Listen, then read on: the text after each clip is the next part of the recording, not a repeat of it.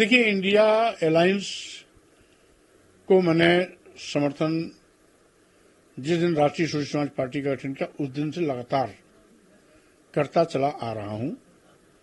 आज भी मैं अपने स्टैंड पर कायम हूं,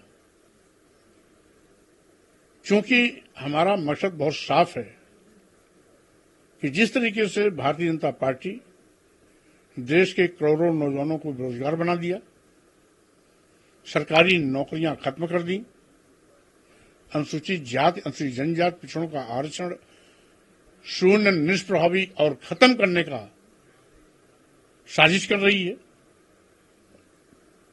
ईडी और जीएसटी के माध्यम से लघु एवं मध्यम श्रेणी के व्यापारियों की कमर तोड़ रही है, वहीं पर किसानों को लाभकारी मूल्य दिलाने का वादा करने वाली भाजपा सरकार आज तक किसानों को लाभकारी मूल्य दिलाना तो दूर एमएसपी तक नहीं घोषित कर पाई। अलबत्ते उन पर लाठियां चला रही हैं, ड्रोन द्वारा हमले किए जा रहे हैं, आंसू गैस छोड़े जा रहे हैं, रबर बुलेट दागी जा रही है। ऐसा लगता है किसान अन्नदाता भगवान नहीं बल्कि भाजपा का दुश्मन बन गया है, दुश्मनों जैसा व्यवहार हो रहा है। ये पहली ऐसी विवर्तन सरकार है जो सरकारी विभाग, सरकारी संस्थान, सरकारी प्रतिष्ठान को अपने चहेते उद्योगपतियों के हवाले कौड़ियों के भाव कर रही है। लेकिन सर ये तो उसी क्रम में देश के सभी बंदरगाह बेच दिए, एयरपोर्ट बेच दिया, एयर इंडिया बेच दिया, सभी रेलवे स्टेशन बेच दिए, कई दर्जन ट्रेनें बेच दी, एलआईसी जैसी संस्था बेच दी। तो स्वाभाविक रूप से आज देश के लिए खतरा भारतीय जनता पार्टी है। लोकतंत्र कुचला जा रहा है, ईडी सीबीआई इनकम टैक्स का दुरुपयोग किया जा रहा है। लोकतंत्र के लिए खतरा भारतीय जनता पार्टी है। संविधान की व्यवस्था बदली जा रही है, आरक्षण खत्म किया जा रहा है, यानी संविधान पर खतरा है। इसलिए हमारा मकसद है कि भारतीय जनता पार्टी को सत्ता से हटाने के लिए, लोकतंत्र बचाने के लिए, संविधान बचाने के लिए, देश बचाने के लिए इंडिया अलायंस आवश्यकता थी, आज भी है। इंडिया अलायंस के प्रत्याशियों को जिताने की मैं आज भी अपील कर रहा हूं। लेकिन कहीं कहीं इंडिया अलायंस के दल ऐसे कमजोर प्रत्याशी उतार दिए हैं जैसे लगता है कि भाजपा से उनका इंटरनल कोई समझौता है, कमजोर कैंडिडेट उतार करके उनको वॉकओवर देना चाहते हैं। तो ऐसी जगहों पर जो चुनाव मजबूती से लड़ रहा है, यदि कहीं पर बीएसपी का कैंडिडेट बीजेपी को हराने की हालत में है तो बीजेपी को समर्थन कर देना, बीएसपी को समर्थन कर देना चाहिए। यदि कहीं पर आजाद समाज पार्टी का प्रत्याशी मजबूती से लड़ रहा है तो वहां आजाद समाज पार्टी के प्रत्याशी को समर्थन कर देना चाहिए।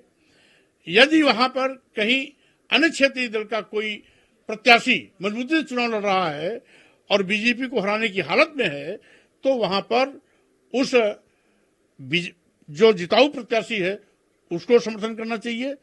यदि कहीं राष्ट्रीय सोशलिस्ट समाज पार्टी अपना उम्मीदवार मजबूती से लड़ा रही है तो वहां उसे समर्थन करना चाहिए। लेकिन प्राथमिकता आज भी इंडिया अलायंस के प्रत्याशियों को जिताने की। लेकिन आप इंडिया अलायंस की बात कर रहे हैं, लेकिन आप हो जाएंगे तो कहीं ना कहीं इसका फायदा तो एनडीए को मिल जाएगा। इसका फायदा किसको मिलेगा, किसको नहीं मिलेगा, ये चुनाव परिणाम बताएगा। जब बीजेपी वहां हारेगी और स्वामी प्रसाद मौर्य जीतेंगे तब आपको ये पता लग जाएगा। इंडिया अलायंस के कैंडिडेट का क्या होगा सर? हमने तो कह दिया कहीं कहीं इंडिया अलायंस के इतने कमजोर प्रत्याशी हैं कि ऐसा लगता है भाजपा को वॉकओवर दे रहे हैं। तो क्या इसमें कोई सत्यता है, क्योंकि बीच में कई कैंडिडेट बदले भी गए हैं? अब इसका निर्णय तो जनता करेगी।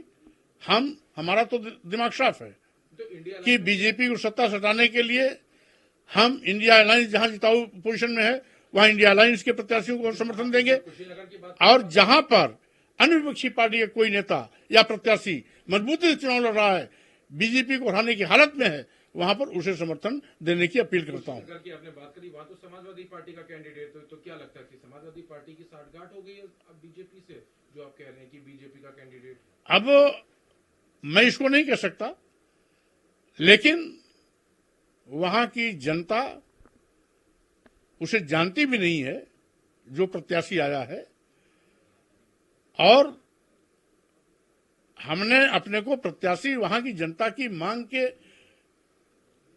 देखते हुए मैंने अपने को घोषित किया है।